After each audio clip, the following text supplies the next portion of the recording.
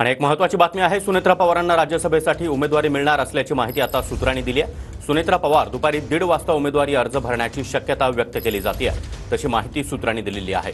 आणि या संदर्भात अधिक माहिती देण्यासाठी आमचे प्रतिनिधी अक्षय मंगणी सध्या आपल्या सोबत आहेत। अक्षय, अजित पवार गटाकडून सुनेत्रा पवार यांचं नाव निश्चित मानलं जात आहे।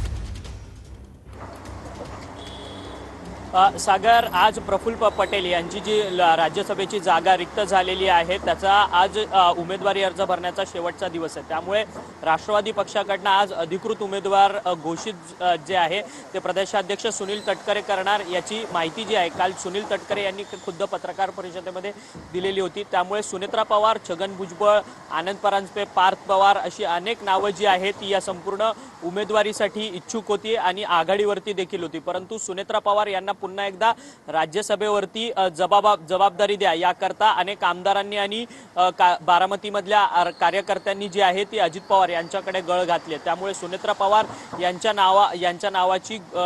नावाची घोषणा होण्याची शक्यता जी आहे ती अधिक दाट आहे। त्यामुळे दुपारी 1:30 वाजता सुनेत्रा पवार या आपल्या उमेदवारी अर्ज विधिमंडळात जाऊन सचिवांकडे भरणार असल्याची माहिती जी आहे ती कळते। त्यामुळे आता थोड्याच वेळात प्रदेशाध्यक्ष सुनील तटकरे या सगळ्या संदर्भाची अधिकृत माहिती जी आहे ती माध्यमांसमोर ठेवणार आहेत।